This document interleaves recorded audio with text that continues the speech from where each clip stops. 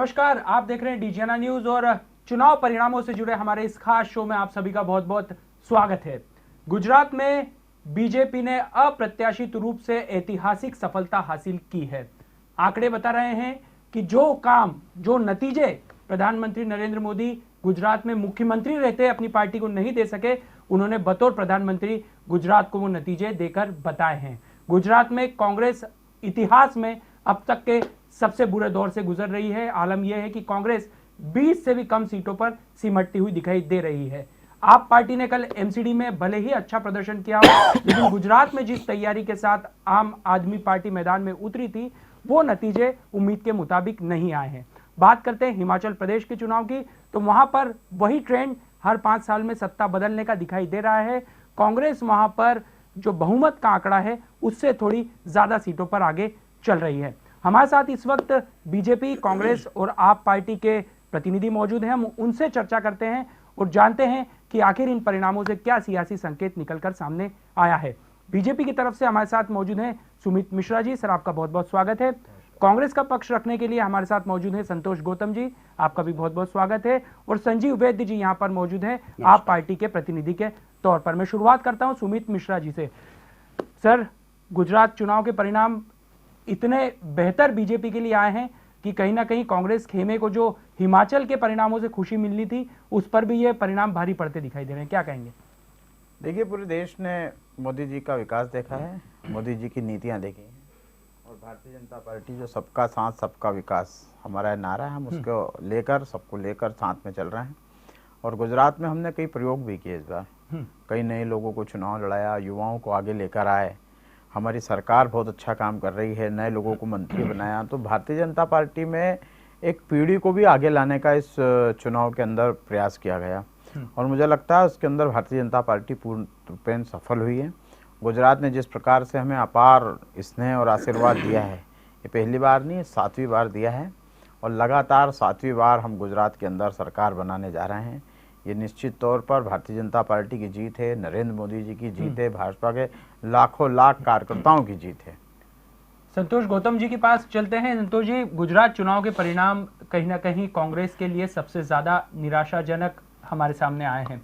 हालांकि हिमाचल में कांग्रेस अच्छा प्रदर्शन करती हुई दिखाई दे रही है, लेकिन क्या वजह रही कि गुजरात चुनाव को कांग्रेस ने पहले से ही छोड़ दिया था? कांग्रेस के बड़े नेताओं ने गुजरात चुनाव के प्रचार प्रसार अभियान से दूरी बनाकर रखी, सभी लोग भारत जोड़ो यात्रा में दिखाई दिए। क्या कांग्रेस की ये गलती भारी पड़ती हुई दिखाई दी है कि जनता के सामने कोई दूसरा विकल्प नहीं था? देखिए अभिषेक जी, गुजरात की हार के पीछे कई कारण हैं। एक तो अहमद पटेल जैसा हमारे पास जो फादरली फिगर पहले गुजरात में हुआ करता था, उस प्रकार से कोई एक चुंबकीय आकर्षण, कोई व्यक्तित्व था नहीं हमारे पास में। एक ये महत्वपूर्ण कारण है। दूसरा ये हुआ कि आप पार्टी जब यहाँ पे चुनाव लड़ी तो आप पार्टी ने जिस तरीके से प्रदर्शित किया कि हम पूरी ताकत से चुनाव लड़ने जा रहे हैं, उससे जनता के मन में कंफ्यूजन हुआ कि हम कांग्रेस को वोट दें या आपको वोट दें। हालांकि वो भारतीय जनता पार्टी का विकल्प चाहते थे, लेकिन जब कंफ्यूजन की स्थिति आई तो उन्होंने अपना मत फिर से उसी पार्टी को दिया जो पहले से चली आ रही थी। तो मैं समझता हूं कि तमाम ऐसी बातें हुई जिसके कारण गुजरात की जनता भाजपा के विरुद्ध वोट देना चाहती थी, लेकिन उसके सामने जब 2 विकल्प आए तो उसने पहले विकल्प को ही उचित समझा और ये भी एक प्रमुख कारण रहा। आप पार्टी, मैं समझता हूं कि ओवैसी और आप पार्टी ये एक प्रकार से भारतीय जनता पार्टी के न चाहते हुए भी एजेंट बन गए हैं। उसका कारण है, आपने देखा कि पंजाब में जब भारतीय जनता पार्टी को लगा कि हमारी सरकार नहीं आएगी तो उन्होंने एक प्रकार से आपके पाले में गेंद डाल दी थी और आपको ही मजबूती प्रदान की। मैं समझता हूं कि ये देखना पड़ेगा कि क्या इसके पीछे कोई भारतीय जनता पार्टी की रणनीति तो नहीं है कि आप पार्टी को और ओवैसी को वो चाहे जहां अपनी सुविधा के हिसाब से खड़ा करवाते हैं, उनकी मदद भी करते हैं। और ये महत्वपूर्ण कारण रहा। और एक चीज़ और है कि मैं ये भी स्वीकार करने में नहीं हिचकूंगा कि संगठन की कमी निश्चित रूप से गुजरात में कांग्रेस की रही है और हमें इस बात को शिरोधार्य करना पड़ेगा, चाहे दूसरे कारण कुछ भी रहे हों, लेकिन कांग्रेस को अपने संगठन की मजबूती पर भी ध्यान देना होगा। और हिमाचल की जहां तक बात करें तो हिमाचल में जो ट्रेंड अभी तक चला आ रहा है उसी के मुताबिक परिणाम आए हैं और हिमाचल में कांग्रेस पार्टी वैसे भी मजबूत है। और जहां तक आपने कहा कि राष्ट्रीय नेताओं ने भाग नहीं लिया गुजरात में, तो मैं समझता हूं कि हिमाचल में भी राष्ट्रीय नेताओं का उस तरीके से दखल नहीं रहा। लोकल संगठन ने चुनाव लड़ा, प्रियंका गांधी जरूर गई थी कुछ दिन के लिए, लेकिन मोटे तौर पर लोकल संगठन ने चुनाव लड़ा और यह ऐतिहासिक विजय दर्ज की है। गुजरात जो कि चूंकि प्रधानमंत्री का गृह स्टेट है, तो वहां पर पैसों की अपार फंडिंग हुई। आप जानते हैं कि सारे किसानों का, आम आदमियों का पैसा लेकर जिन उद्योगपतियों को दिया जा रहा है प्रधानमंत्री के द्वारा, उन उद्योगपतियों की फंडिंग तो निश्चित रूप से गुजरात में रहेगी, क्योंकि गुजरात तो नाक का सवाल था। तो मैं समझता हूं कि अपार फंडिंग भी एक प्रमुख कारण था भारतीय जनता पार्टी की जीत का। और हिमाचल में जिस तरीके से प्रदर्शन हुआ है, और बाकी जो उपचुनाव, 3 उपचुनाव वहां यूपी में हुए हैं, एक उपचुनाव छत्तीसगढ़ में हुआ है, एक राजस्थान में हुआ है, वहां पर भारतीय जनता पार्टी को असफलता मिली है। यूपी में 3 सीटें जो है सपा ने जीती हैं और कांग्रेस ने राजस्थान और छत्तीसगढ़ की सीटें जीती हैं। मैं समझता हूं कांग्रेस के लिए स्थितियां बहुत अधिक निराशाजनक नहीं है, और भारत जोड़ो की से जो सफलता मिल रही है उससे मैं समझता हूं कि माहौल आगे भी बदलने वाला है। मैं संगठन और भारत जोड़ो यात्रा से जुड़े सवालों पर आपसे फिर एक बार चर्चा के लिए आऊंगा, लेकिन संजीव वैद्य जी हमारे साथ मौजूद हैं, आप पार्टी के प्रतिनिधि के तौर पर मौजूद है। सर, 36 घंटे में आपके लिए कुछ अच्छी भी है जानकारी, कुछ बुरी भी है। पहली जानकारी, एमसीडी चुनाव में आपने बीजेपी को परास्त किया है। पिछले 15 सालों से वहां पर बीजेपी का कब्जा था, ये अपने आप में ऐतिहासिक जीत है आपकी पार्टी के लिए। लेकिन दूसरी तरफ एक और खुशखबरी भी है कि राष्ट्रीय राजनीतिक दल का दर्जा आज जो है आम आदमी पार्टी को मिल चुका है, ये भी अपने आप में एक बड़ी बात है। लेकिन जो रफ्तार गुजरात में आप पार्टी ने पकड़ी थी, अरविंद केजरीवाल ने ताकत लगाई थी, वो किला अपना तैयार नहीं कर पाया, और बीजेपी के गढ़ में जो सेंध लगाने का प्रयास था वो सफलता हासिल नहीं हुई आप पार्टी को, लेकिन कांग्रेस को जरूर नुकसान पहुंचाया है। क्या कहेंगे? जी, मैं तो पहले तो भाजपा प्रवक्ता को बधाई देता हूं, और मैं उनसे ये भी बोलना चाहूंगा कि आपकी जीत से ज्यादा चर्चे हमारी हार के हैं, है ना। और हकीकत में हम लोग गुजरात में हारे नहीं हैं। हाँ। गुजरात में हमारा प्रयास था, और हमारी जीत उसमें है कि हम लोग राष्ट्रीय दल का दर्जा उसमें प्राप्त कर चुके हैं। हाँ। तो गुजरात में जो है हमने भाजपा में सेंध नहीं लगाई, लेकिन एक बहुत बड़े जहाज में छोटा सा छेद जरूर कर दिया है, जो आने वाले सालों में वो छोटा सा जो छेद है वो पूरे जहाज को डुबोने में सक्षम है। तो निस्संदेह एमसीडी में हमारी जीत हासिल हुई है। दिल्ली की जनता ने गुड गवर्नेंस को वोट दिया, उन्होंने देखा उन सब चीज़ों को।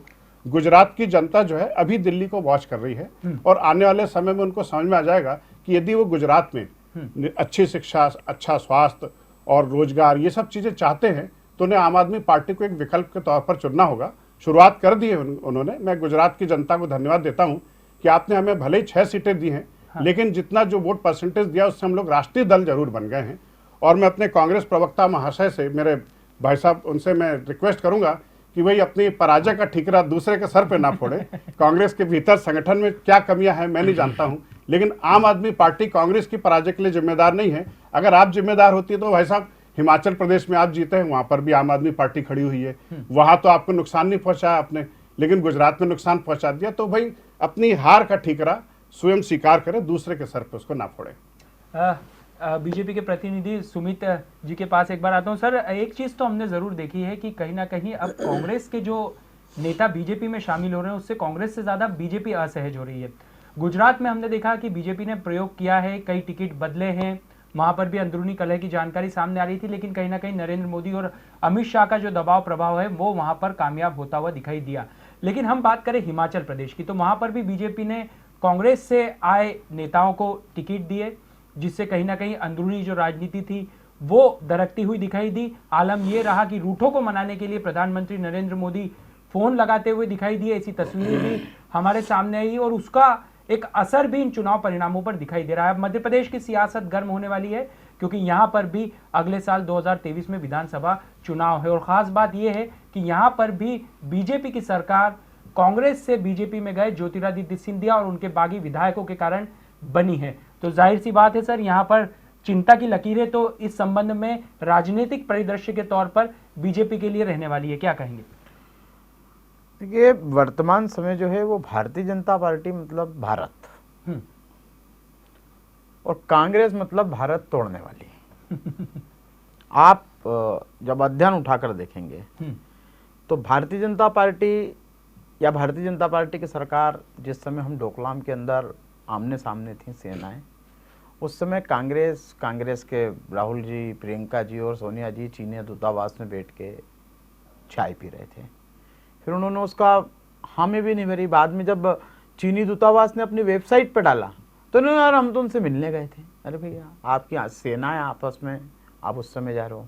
ऐसे ही आप कश्मीर में यासीन मलिक, जिसको पीएम हाउस तक बुलाया, उसे माननीय मनमोहन सिंह जी के साथ डिनर कराया, उसे गिफ्ट दिया, तो जितने लोग भारत के साथ आना चाहते हैं, जो भारत की एकता के साथ आना चाहते हैं, जो भारत को जोड़ते हुए देखना चाहते हैं, जो भारत तो राहुल को गांधी भी कर रहे हैं, मैं उसी पे आना चाह रहा हूँ, तो वो सब लोग भाजपा में आ रहे हैं और हम उनका स्वागत कर रहे हैं। हम हमारे विचार, हमारे मुद्दों से नहीं भटक रहे हैं। हमने 370, राम मंदिर, हमारा हिंदुत्व का एजेंडा, भाजपा अपनी नीतियों में और अपने नेताओं में चेंज नहीं कर रही है। मैं पूछ रहा हूँ, स्वागत करना अलग चीज है, हम दूल्हा बना के मंच पे बिठा देना हम अलग वही चीज कह है। रहे हैं, किंतु कोई हमारे साथ आ रहा है, कोई अच्छा है, विचारिक है, जनाधार वाला है और उससे लगता है कि भाजपा की नीतियों में मैं देश का विकास कर सकता हूं, तो उसका स्वागत है, हम उसे हाथों हाथ लेते हैं। किंतु जहां तक राहुल गांधी जी की भारत जोड़ो यात्रा है, तो मैं उनसे निवेदन करना चाहूंगा कि 28 मार्च 1982 को रात के 12 बजे जब माननीय मेनका जी और वरुण जी को घर से निकाला गया था, उस समय भी क्या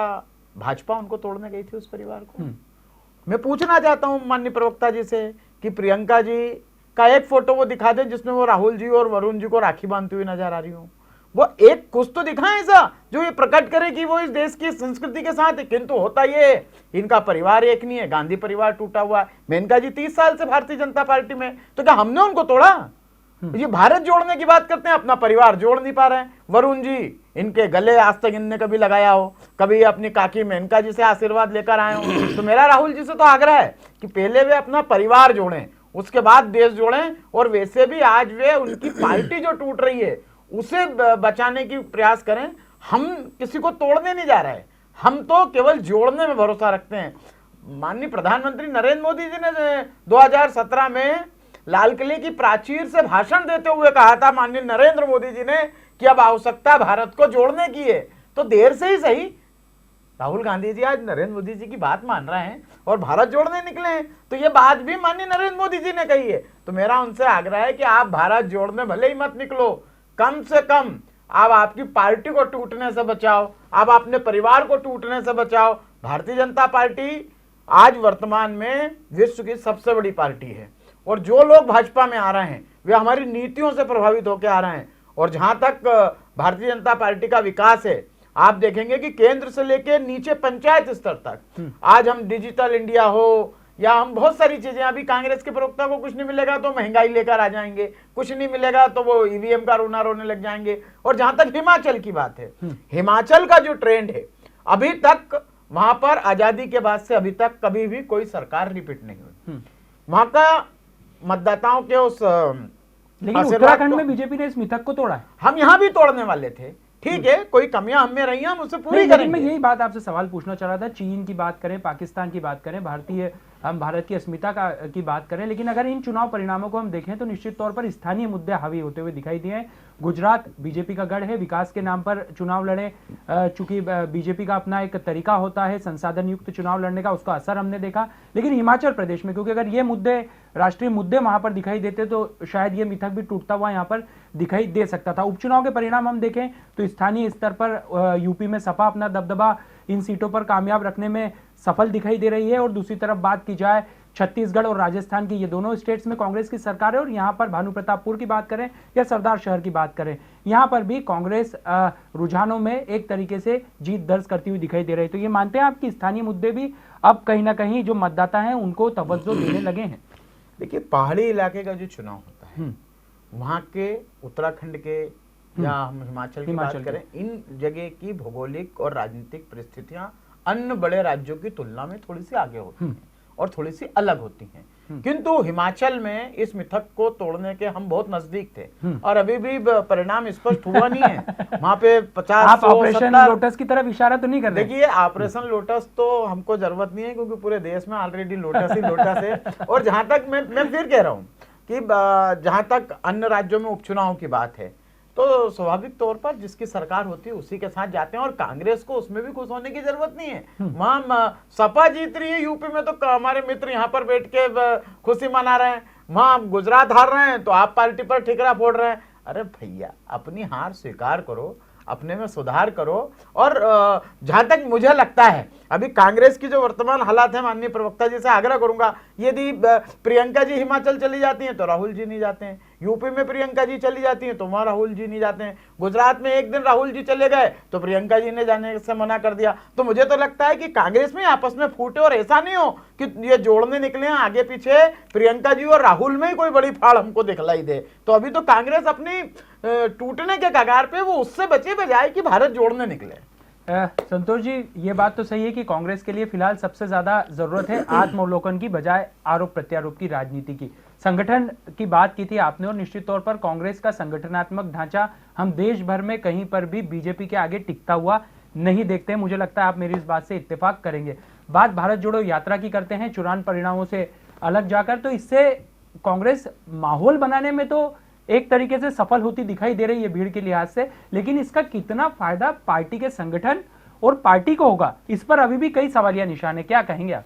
देखिए, भारतीय जनता पार्टी के प्रवक्ता एक जैसी भाषा बोलते हैं दिल्ली से लेकर इंदौर तक, तो उनका व्यक्तिगत हमलों पर ज़्यादा विश्वास होता है। जैसे अभी इन्होंने थोड़ी देर पहले कहा कि प्रियंका जी और वरुण जी के क्या संबंध है, राहुल जी और वरुण जी के क्या संबंध है। मैं व्यक्तिगत हमला तो नहीं करना चाहता था, लेकिन जब इन्होंने बात कही तो स्पष्टीकरण दे देना चाहता हूँ कि ये भारत जोड़ो की बात पर हमला कर रहे हैं। पहले ये बताइए कि यशोदा जी जो नरेंद्र मोदी जी की जो पत्नी है, उनसे आखिरी बार कब मिले थे और कितने करवा चौथ के फोटो ये दिखा सकते हैं साथ में? अभी इन्होंने बोला राखी बांधने का फोटो दिखा दीजिए प्रियंका जी और वरुण जी का या राहुल जी का। मैं पूछता हूँ, एक आध करवा चौथ का फोटो ला दें आप यशोदा बहन के साथ में। दूसरा, मैं ये कहना चाहता हूँ, प्रहलाद मोदी से आखिरी बार गले कब मिले थे? उन्होंने एक इंटरव्यू में कहा कि 8 साल हो गए मेरे भाई से मेरी बात नहीं हुई है। दूसरा, एक और आरोप प्रहलाद मोदी लगाते हैं कि नरेंद्र मोदी ने कभी चाय बेची ही नहीं, उनके पिताजी चाय बेचते थे, नरेंद्र मोदी तो झूठा अपना बोर्ड लगाते हैं कि मैंने चाय बेची है। ये प्रहलाद मोदी के शब्द है, मेरे शब्द नहीं है। लेकिन चुनावी परिणाम अगर हम देखें तो इन बातों का... अभिषेक जी आपने इनको पूरा मौका दिया है, मुझे भी तो दीजिए मौका। इन्होंने राखी की तस्वीरें मांगी तो मैंने करवा चौथ की तस्वीरें मांगी हैं, तो इतना ही तो अंतर है। तो नरेंद्र मोदी जी पहले अपना परिवार जोड़ लें, पत्नी के साथ रहना सीख लें। तो मैं ये समझता हूं कि नरेंद्र मोदी जी की पार्टी के लोग हमें उपदेश देने की कोशिशें न करें। दूसरा, मैं एक और चीज कहना चाहता हूं कि अपने जहां तक संगठन की बात है कि हमारा स्वीकार नहीं कर रहे हैं, आप पर ठीकरा फोड़ रहे हैं, ऐसा नहीं है। हमने आपको भी एक हार का कारण बताया, अपने संगठन की समीक्षा हम करेंगे। हमने तो कहा कि हम तो आत्मावलोकन करेंगे। और जैसी बात है कि गुजरात में जिस तरह से हमारे संगठन की हालत थी, तो किसी से छिपी हुई नहीं थी, कमजोर हालत थी। तो बहुत ज्यादा चमत्कारिक परिणाम भारतीय जनता पार्टी के लिए नहीं है। ऊपर से आप चुनाव लड़ ली, हमारा केवल ये कहना था। तो मैं ये कह रहा हूं कि हम तो अपना आत्मावलोकन करेंगे और निश्चित रूप से हिमाचल की जीत से उत्साहित हैं। दूसरा, अभी इन्होंने कहा कि हम जो है यूपी में सपा की जीत से खुश हैं। हम सपा की जीत से खुश वाली बात नहीं है। हम ये कहना चाहते हैं कि भारतीय जनता पार्टी भी केवल गुजरात की जीत से उत्साहित न हो और कांग्रेस पर अनर्गल बातें न करे। वो अपना भी आत्मावलोकन करे कि उत्तर प्रदेश में उसकी हार का कारण क्या रहा। और जहां तक राजस्थान और छत्तीसगढ़ में की बात है, वहां हम जीते हैं, वहां कोई सपा नहीं जीती, वहां कांग्रेस जीती है उपचुनाव। तो कांग्रेस के लिए कोई निराशाजनक परिस्थितियां नहीं है। हाँ, गुजरात का जहां तक संदर्भ है, कांग्रेस को वहां पर मेहनत करना पड़ेगी। हिमाचल की जीत के लिए सभी कांग्रेस वासियों को, मैं कांग्रेस के लोगों को मैं बधाई देता हूं। आप पार्टी के प्रतिनिधि के पास में चलते हैं। सर, आने वाले समय में अब आपकी क्या स्ट्रेटेजी है? क्योंकि यहाँ हम देखें कि कल जब एमसीडी चुनाव के परिणाम आए तो इंदौर नगर पालिका निगम के मुख्य द्वार पर आम आदमी पार्टी के कार्यकर्ताओं ने जश्न मनाया, आतिशबाजी की, ढोल मंजीरे बजाए और साथ ही साथ सड़कों की झाड़ू लगाकर सफाई भी की। तो क्या ये संकेत मान लिया जाए कि 2023 में अब जो उत्तर भारत में अपना प्रभाव बढ़ाती हुई दिखा रही है ये वैकल्पिक पार्टी, वो अब हिंदी पट्टी और हिंदी भाषी राज्यों में भी कहीं ना कहीं अपनी ताकत के साथ मैदान में उतरने वाली है? क्या कहेंगे? बिल्कुल साहब, बिल्कुल सही बोल रहे हैं आप। और वो जो जश्न मनाया गया है वो इस बात का सबूत है कि हम लोग जो है आगामी चुनाव की तैयारी कर रहे हैं। शुरुआत हो चुकी है, हमारी राष्ट्रीय पार्टी बन चुके हैं और अब जो है हमारा जो लक्ष्य है, ये जितने जो हिंदी भाषी राज्य हैं वहाँ पर हमारा लक्ष्य है और उसके लिए हमने संगठन निर्माण की प्रक्रिया प्रारंभ कर दी और मध्य प्रदेश में हमारा लगभग संगठन पूरी तरीके से तैयार है, चाक चौबंद है और आगामी विधानसभा चुनाव के लिए हम लोग पूरी तरीके से तैयार हैं। मध्य प्रदेश में भी तैयार है, राजस्थान में भी तैयार है और उत्तर प्रदेश में भी हमारा संगठन निर्माण का कार्य तेजी से चल रहा है। तो मतलब कुल मिलाकर के अब पूरे देश में अब हमें काम करना है और राष्ट्रीय पार्टी बनाया जनता ने, तो भाई राष्ट्रीय स्तर पर काम भी करना पड़ेंगे और उसके लिए हम लोग पूरी तरीके से तैयार हैं। एक वैकल्पिक दल बनता जा रहा है बीजेपी और कांग्रेस के अलावा, तो क्या अगर इन पार्टियों के नेता आप पार्टी में शामिल होना चाहेंगे जी, तो क्या ये पार्टी इन लोगों को अपने दल में शामिल करने के लिए तैयार है? देखिए मिश्रा जी, आम आदमी पार्टी में किसी को भी सदस्यता देने के लिए एक 3C फॉर्मूला है हमारा। वो क्रिमिनल ना हो, कम्युनल ना हो और वो करप्ट ना हो। तो भाजपा, कांग्रेस या किसी भी दल का व्यक्ति अगर इस 3C फॉर्मूले पर खरा उतरता है तो उसका पार्टी में स्वागत है। निस्संदेह एक वरिष्ठ अनुभवी व्यक्ति मिलेगा जो क्रिमिनल ना हो, कम्युनल ना हो, करप्ट ना हो, बस इन 3 साँचे पे अगर वो बैठता है तो उसका स्वागत है, हम बिल्कुल फूलमाला के साथ उनका स्वागत करेंगे। कमी ना चलेगा। वैसे मैं आपसे ये सवाल जरूर पूछना चाहूंगा यहाँ पर सुमित मिश्रा जी की क्या कहना चाहेंगे अब मध्य प्रदेश चुनाव की सियासत को लेकर, क्योंकि यहाँ से अब चुनाव निपट चुके हैं, चुनाव परिणाम भी हिमाचल प्रदेश और गुजरात के आ चुके हैं। अब सभी की निगाहें जो हिंदी भाषी राज्य मध्य प्रदेश, छत्तीसगढ़ और राजस्थान उस पर रहने वाली है, और तीनों ही ऐसे राज्य हैं जहां पर बीजेपी को पिछले विधानसभा चुनाव में करारी शिकस्त का सामना करना पड़ा था। वो बात अलग है कि मध्य प्रदेश में बीजेपी का ऑपरेशन कामयाब रहा और यहां पर एक बार फिर शिवराज सरकार दिखाई दे रही है, लेकिन इस बार का चुनाव क्या बीजेपी अपनी पुरानी गलतियों से सबक लेकर मैदान में उतरना चाहेगी? देखिए, भारतीय जनता पार्टी हमेशा अपने हम जीत का भी हमारे यहाँ जीत पर भी हम जब जीतते हैं तो उस पर भी हम आपस में बात करते हैं और हारते हैं तो भी हम आपस में बात करते हैं। हमारे यहाँ लगातार सुधार होता है।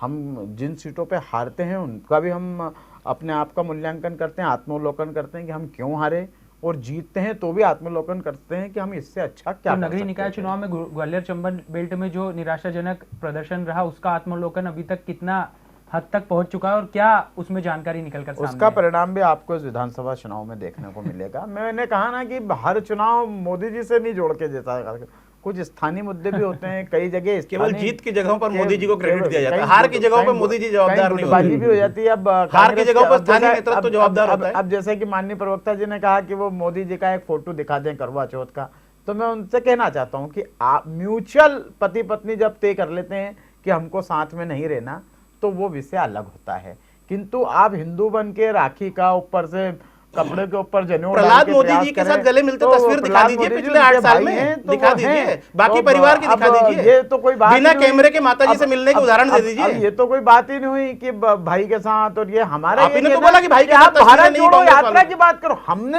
आपने हमला किया, प्रधानमंत्री हम तो भारत जोड़ रहे हैं। प्रधानमंत्री नरेंद्र मोदी जी ने अपने घर से रात को 1.5 तो साल भारत का जोड़ रहे हैं। बच्चा हाथ में लिए 18 महीने पहले विधवा हुई किसी महिला को आधी रात को अब अपने घर से नहीं भगाया, अपनी जेठानी और सास के कहने पे। वाह। ये काम आपकी पार्टी ने किया। मेनका गांधी को 28 मार्च प्रहलाद 1982 को प्रहलाद आधी मोदी रात के- को आपने घर से प्रहलाद बाहर मोदी के निकाला। आरोपों पर बोल दीजिएगा। आप वरुण गांधी को आज तक गले नहीं लगा पाए, आप मेनका गांधी से आज उन्होंने- तक गले हाथ जोड़ के पैर उन्होंने पकड़ के किसी बात के- नहीं कर रहे हो उन्होंने और किसी कह के रहे हो बारे में भारत कहा जोड़ो था। यात्रा निकाल रहे हैं। आप आपके सचिन पायलट और अशोक गहलोत को एक नहीं कर पा रहे हो और आप भारत जोड़ो यात्रा की बात कर रहे हो। आप पहले खुद एक हो जाओ। हमारा तो ये कहना है चलिए कि आप सुमित पहले जी, खुद, एक उदाहरण अब में- प्रियंका जी थोड़ा जा जाती शांत है, हो जाइए। राहुल जी नहीं जाती, जहाँ राहुल जी जाते हैं वहाँ प्रियंका जी नहीं जाती है। तो ये विषय अलग है। मैं तो ये थोड़ा कहना शांत हो चाहता हूँ जाइए। मध्य प्रदेश की सियासत अभिषेक में जी, जहाँ तक विषय थोड़ा है, मुझे भी मैं आपके कहने पास का मैं आपके हाँ, पास ही हाँ, आऊंगा। हाँ, हाँ। जी हाँ, वैसे मेरा सवाल आपसे इसके अलग था हाँ। कि कांग्रेस हर डिबेट में ये बोलती है चुनाव परिणामों के बाद, अपने निराशाजनक प्रदर्शन के बाद, कि हमने इस हार से सबक लिया है और हम आने वाले समय में हमारे संगठन में परिवर्तन दिखाई देगा।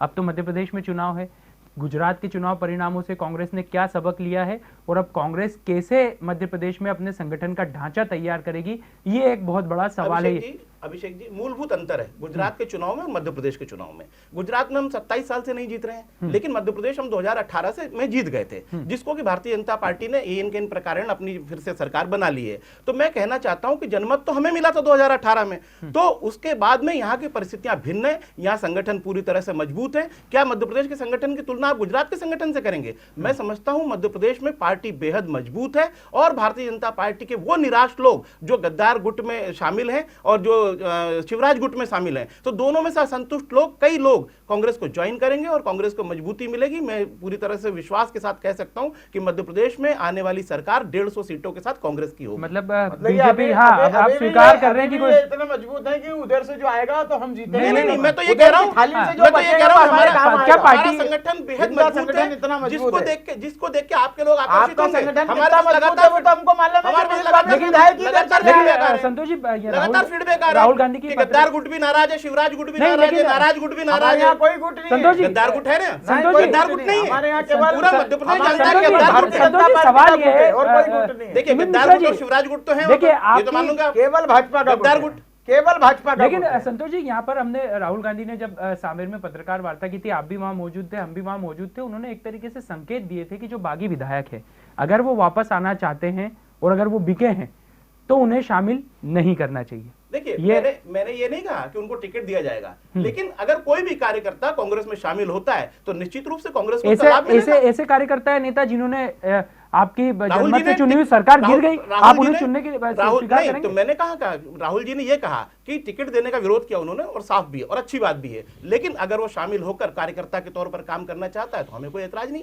लेकिन कार्यकर्ता तो वो पहले भी नहीं थे, पहले भी सब विधायक थे और मंत्री भी थे। नहीं, तो मैंने ये कहा कि उनको टिकट देना हमने आश्वस्त कर दिया है। हम टिकट की बात नहीं कर रहे हैं, टिकट तो मेरिट के आधार पर देंगे, जीतने वाले को देंगे। ऐसे कुछ बिल्कुल संपर्क में तो निश्चित रहते हैं, हर समय रहते हैं। आप पार्टी की तरफ चलते हैं सर। पिछले विधानसभा चुनाव में भी आप पार्टी ने मध्य प्रदेश में अपने सियासी रास्ते खोजने का प्रयास किया था, लेकिन बिल्कुल भी सफलता हासिल नहीं हुई थी। जी। ये यहाँ का ट्रेंड यदि हम लोग देखें तो अब तक बीजेपी और कांग्रेस ही मुख्य दल के दौर पर एक दूसरे के सामने होते हैं। यहाँ तीसरी पार्टी के लिए अभी तक कोई खास रास्ता बना नहीं है। ऐसे में चुनौतियां अपार है, समय थोड़ा बहुत ही बचा है।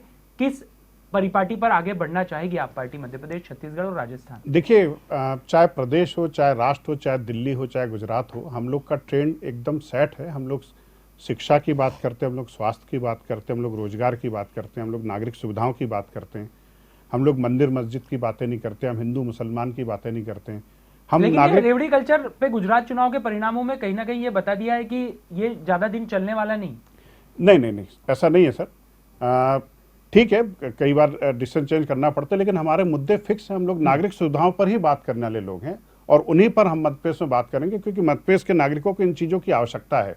मध्यप्रदेश के नागरिकों को अच्छी शिक्षा चाहिए, अच्छा स्वास्थ्य चाहिए, सुविधाएं चाहिए, रोजगार चाहिए। बेरोजगारी बहुत बड़े लेवल पर आ चुकी है। मातृत्व मृत्यु दर में मध्यप्रदेश राष्ट्रीय स्तर पर रिकॉर्ड कायम कर रहा है। बाल मृत्यु दर में स्थिति मध्यप्रदेश की खराब है, रोजगार में स्थिति खराब है। तो ये जो मुद्दे हैं, नागरिकों के मुद्दे, हम इन्हीं पर काम करेंगे और जनता निस्संदेह हमें इन दोनों विकल्पों से अलग हट करके हमारे ऊपर भी विचार करेगी। सुमित जी, हमने अभी तक का जो पूरा जो हाल ही में चुनाव हुए उसमें हमने एक चीज देखी कि सभी चुनाव भले ही वो छोटे हों या बड़े, वो नरेंद्र मोदी के चेहरे पर लड़े गए हैं।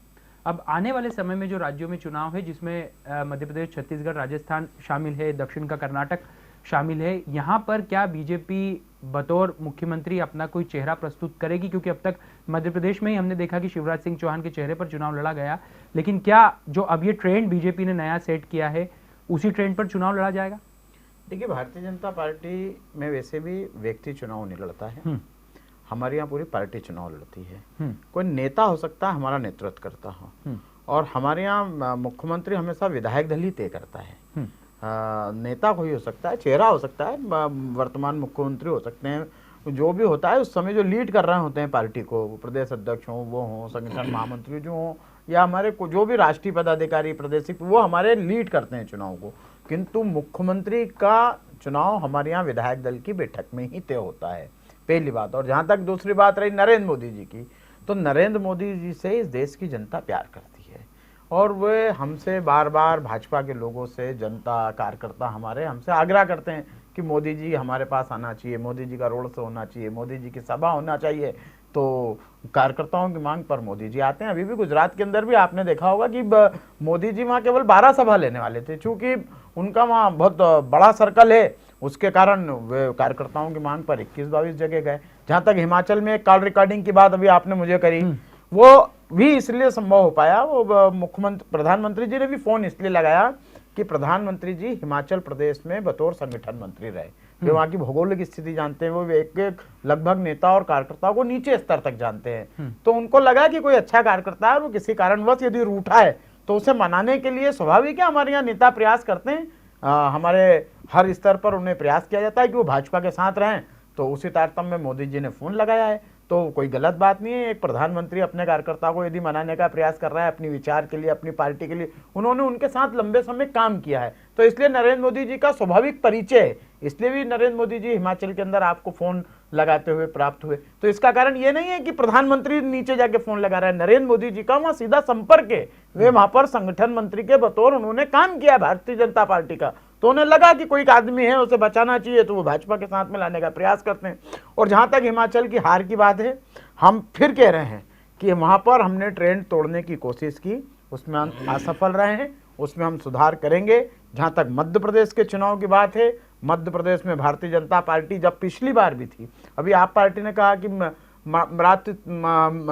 मातृ मृत्यु दर मातृत्व और मृत्यु शिशु दर। दर, ये मुझे लगता है कि इनको इनके आंकड़े के अंदर सुधार करने की आवश्यकता है, क्योंकि वर्तमान समय सर में 7 दिन पहले के भास्कर की वर्तमान खबर है, समय में मध्य प्रदेश में मृत्यु दर के विषय में जो काम और जो पहल माननीय मुख्यमंत्री शिवराज जी ने की है और जितने अच्छे काम हमारे यहाँ हुए हैं, बेटी बचाओ बेटी पढ़ाओ, और जिस प्रकार शिक्षा को लेकर हम काम कर रहे हैं, जिस प्रकार मूलभूत ढांचे को लेकर बात कर रहे हैं, जिस प्रकार से रोजगार और व्यवसाय को लेकर मध्य प्रदेश की सरकार काम कर रही है, ये पूरे देश के अंदर एक अपने आप के अंदर उदाहरण है। और मध्य प्रदेश में हमने देखा कि 1.5 साल जब हमारी सरकार नहीं रही, उस समय मध्य प्रदेश के क्या हालात हो गए थे।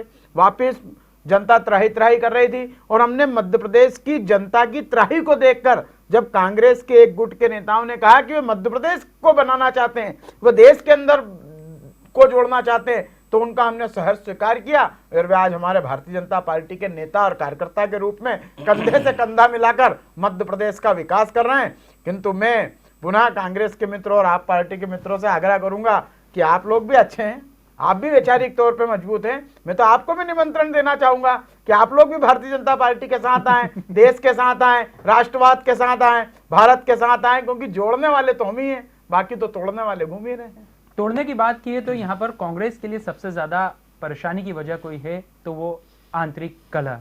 संतोष जी, मेरा सवाल आपसे था कि कांग्रेस ने बीते कुछ सालों में अपने कई बड़े नेता खो दिए। आसाम में हेमंत बिस्वा चले गए, ज्योतिरादित्य सिंधिया मध्य प्रदेश से चले गए, राजस्थान की परिस्थितियां भले ही अशोक गहलोत हो और पायलट हो, उनके बीच की क्या है किसी से छुपी हुई नहीं है। छत्तीसगढ़ में भी टीसी देव सिंह और भूपेश बघेल के बीच की स्थितियां भी कोई बहुत ज्यादा ठीक दिखाई और सुनाई नहीं पड़ रही है। ऐसे में कांग्रेस बीजेपी से मुकाबला करेगी या पहले अपने आप को संभालेगी, ये एक बड़ा सवाल है।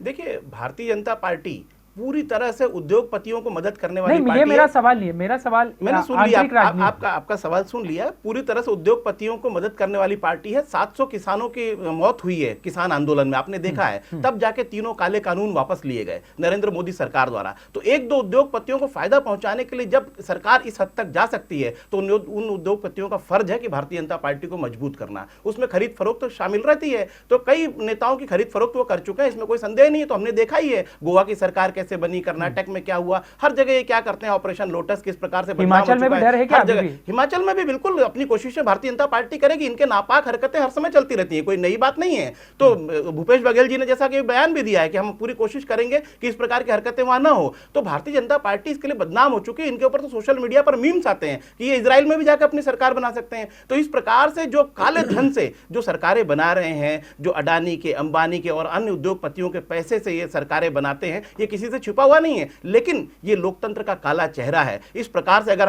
39 सीटों के बाद में अगर हम सरकार बनाने के प्रति आश्वस्त नहीं रहते, क्योंकि भारतीय जनता पार्टी का ऑपरेशन लोटस की बातें आती हैं, तो इससे समझा जा सकता है कि भारत में लोकतंत्र की वास्तविक स्थिति क्या है। भारत जोड़ो का मखौल उड़ा रहे हैं। अरे भाई, भारत जोड़ो का मखौल मत उड़ाइए, ये एक लंबा संघर्ष है और इसका चुनाव से कोई लेना देना नहीं है। क्योंकि राहुल जी ने तो कहा है कि बहारे बेकिरा में ता कयामत तक का सफर ठहरा, जिसे वो हसरत साहिल की वो उतर जाए सफीने से। तो मैं कहता हूं कि ऐसे लोग जिनको सत्ता की चाहत जल्दी है, जल्दी उन्होंने सिंहासन पर बैठना है, वो अगर बिक भी जाएं तो कांग्रेस को फर्क नहीं पड़ता। कांग्रेस धर्मनिरपेक्ष मूल्यों के लिए लड़ रही है। 62 वर्षों का उसका आजादी के लिए लंबा संग्राम का इतिहास रहा है। जिस समय भारतीय जनता पार्टी के लोग अंग्रेजों के तलवे चाट रहे थे, आरएसएस के लोग तलवे चाट रहे थे, जिस समय भत्ते लिए जा रहे थे, उस समय कांग्रेस आजादी के लिए संघर्ष कर रही थी। तो कांग्रेस के लिए संघर्ष के दौर कोई नए नहीं है। कांग्रेस संघर्ष करती रही है और आगे भी करती रहेगी। और वोटों की जहां तक बात है और सीटों की जहां तक बात है, ये कांग्रेस के लिए उतने मायने नहीं रखते जितने कि देश के धर्मनिरपेक्ष मूल्य मायने रखते हैं। आप पार्टी के प्रतिनिधि के पास चलते हैं। सर, यहाँ राष्ट्रीय पार्टी का दर्जा तो मिल गया, लेकिन हर राज्य की अपनी अपनी एक सियासत होती है, राजनीतिक परिदृश्य अलग होता है। जी। सब जगह पर अब अपने आप को सेट करना उतना आसान नहीं है जितना दिख रहा है, क्योंकि उत्तर भारत में निश्चित तौर पर आप पार्टी ने अपने आप को काफी मजबूत किया है। लेकिन देश में भले ही हम दक्षिण की तरफ जाएं या फिर हम हिंदी भाषी राज्यों की तरफ आए, यहाँ पर अभी आपको अपना वजूद खड़ा करने में समय लग सकता है। क्या तैयारियां हैं आपकी? देखिए, सबसे पहली तैयारी तो संगठन निर्माण की होती है। तो हमारे संगठन निर्माण की प्रक्रिया जो है वो चल रही है और काफ़ी हद तक संगठन हमारा बन चुका है। कैडर बेस्ड पार्टी की ओर हम लोग धीरे धीरे बन रहे हैं और मध्य प्रदेश में हमारा काफ़ी अच्छा संगठन बना हुआ है। जितने ज़िले हैं सभी जगह पर हमारे जिला संगठन बने हुए हैं, ग्राम पंचायतों तक में हम पहुँच चुके हैं। और बघेलखंड में हमारी स्थिति बहुत अच्छी है, क्योंकि वहाँ पर हमारी एक महापौर हैं, 45 पार्षद हैं हमारे पूरे मध्य प्रदेश में। तो संगठन तो हमारा बन चुका है। गांव तक में बन चुका है। धार जिले का मैं खुद प्रभारी हूं। धार जिले की 7 विधानसभाओं में हमारा संगठन है। आप चले तो मैं आपको मिलवा भी सकता हूं। हर गांव में हमारे प्रतिनिधि हैं। तो हमारे संगठन निर्माण की प्रक्रिया सतत चल रही है। हाँ। और जहां तक एजेंडे की बात है तो हमारा एक राष्ट्रीय एजेंडा फिक्स है, लेकिन उसके साथ साथ हम लोग जो है स्थानीय मुद्दों के लिए भी बात करेंगे, क्योंकि हर राज्य की अपनी अलग अलग समस्याएं होती हैं, लेकिन उन पर भी बात करें। लेकिन जो कॉमन समस्या है शिक्षा, स्वास्थ्य, रोजगार, उस पर हम लोग अडिग हैं, नागरिक सुविधाओं पर अडिग हैं। हमारा मानना है कि नागरिकों को ज़्यादा से ज़्यादा सुविधाएं मिलें, कम शुल्क पर मिलें, तो नागरिक हमें जो है अप्रिशिएट करेगा। और जहाँ तक आपकी बात है क्षेत्रीय मुद्दों पर, क्षेत्रीय मुद्दों पर भी बातचीत करेंगे। लेकिन हमारा इस बात में दृढ़ विश्वास है कि हम संविधान के नियमों पर अनुसार चलने वाली पार्टी है और उन्हीं के मूल्यों पर हम चलेंगे, उनसे भटकेंगे नहीं कहीं पर भी। सुमित मिश्रा जी, अब तक हम देखें कि आप पार्टी कांग्रेस को ज़्यादा नुकसान पहुंचाते हुए दिखाई दे रही थी, लेकिन अभी एमसीडी के जो नतीजे आए उसमें निश्चित तौर पर बीजेपी को बड़ा झटका लगा होगा। दिल्ली, क्योंकि नाक के नीचे का सवाल होता है, वहां पर लगातार अरविंद केजरीवाल जीतते आ रहे हैं। तीसरी बात यह कि मध्य प्रदेश की सियासत में भी आपकी एंट्री को नजरअंदाज नहीं किया जा सकता। नगरीय निकाय चुनाव में सिंगरौली में आप पार्टी अपना महापौर बनाने में कामयाब हो चुकी है, यानी एक अच्छी खासी ठोस शुरुआत तो मध्य प्रदेश की सियासत में आप पार्टी दे चुकी है। क्या कहेंगे? देखिए, सरकार के सामने एक मजबूत विपक्ष होना चाहिए। हमको लग रहा था कि कांग्रेस की भूमिका में आएगी, किंतु अभी के चुनाव परिणाम आप देखिए तो कांग्रेस ने अपना ही रिकॉर्ड तोड़ दिया है। कांग्रेस का अभी तक का सबसे लोएस्ट जो इनकी सीटें थी वो थी 33 गुजरात में, वो उससे भी नीचे आ गए हैं। और गुजरात में हाईएस्ट सीट जो आज तक कोई दल लेके आया था तो वो भी कांग्रेस ही लेके आई 149, वो रिकॉर्ड भी भाजपा ने तोड़ दिया है। तो कांग्रेस ने अपना खुद का भी रिकॉर्ड तोड़ा है और भाजपा ने अपना रिकॉर्ड भी आगे बढ़ाया है। तो कांग्रेस तो मजबूत विपक्ष की भूमिका में भी आने की स्थिति में अभी नहीं। जहां तक रही आप पार्टी की बात, आप पार्टी अपने झूठे वादे, झूठे सपने, झूठे सब्जबाग और बहुत सारी बातें करती है कि हम ये फ्री कर देंगे, ये फ्री कर देंगे, सर झूठे होते तो दिल्ली की जनता में बना देंगे।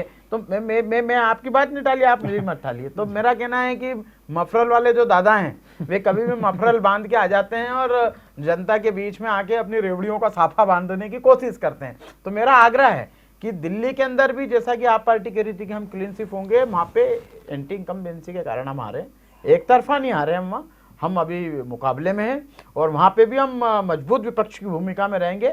हमको मजबूत विपक्ष की भूमिका में भी काम करना आता है, तो हम वहाँ पर भी अपनी उपस्थिति दर्ज कराएंगे। और फिर मैंने कहा कि जहाँ तक रही मध्य प्रदेश की बात, मध्य प्रदेश में भी पिछले चुनाव के अंदर हम संख्या बल में भले ही कम रह गए हों, किंतु मतदान प्रतिशत में हमारा वोट बढ़ा था और हमारा वोट लगातार बढ़ रहा है। गुजरात में भी बढ़ा है, मध्य प्रदेश में भी बढ़ा है, हमारे को वोट प्रतिशत ज्यादा बढ़ रहा है। तो इसलिए हमें उसकी चिंता नहीं है।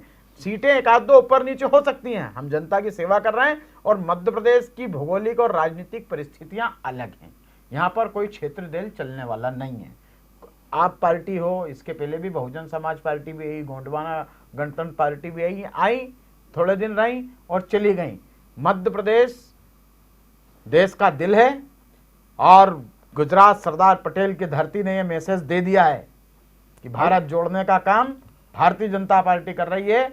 और जो लोग यासीन मलिक को बुलाकर पीएम हाउस में सम्मानित करते हैं, जो लोग राजीव गांधी फाउंडेशन से चीन से लाकर चंदा लेते हैं और जो लोग चीन की मतलब अभी आप देखें कांग्रेस की स्थिति क्या हो गई है कि अभी तक दो देशों के बीच में समझौते होते हैं, किंतु कांग्रेस ने एक समझौता किया चीन की कम्युनिस्ट पार्टी से। अब वो समझौता क्या था और किस एजेंडे पे हुआ वो तो माननीय प्रदेश प्रवक्ता जी बताएंगे कांग्रेस के, किंतु मेरा ये कहना है कि भारतीय जनता पार्टी मतलब विकास, भारतीय जनता पार्टी मतलब देश की एकता, भारतीय जनता पार्टी मतलब राष्ट्रवाद, भारतीय जनता पार्टी मतलब देश की संस्कृति, भारतीय जनता पार्टी मतलब देश की सभ्यता, भारतीय जनता पार्टी देश के महापुरुषों का सम्मान, भारतीय जनता पार्टी देश के अमर बलिदानियों का सम्मान। और जहां तक प्रवक्ता जी ने कहा कि कांग्रेस तो स्वतंत्रता आंदोलन से थी, निश्चित से थी, किंतु मेरा उनसे आग्रह है कि वे कांग्रेस थी,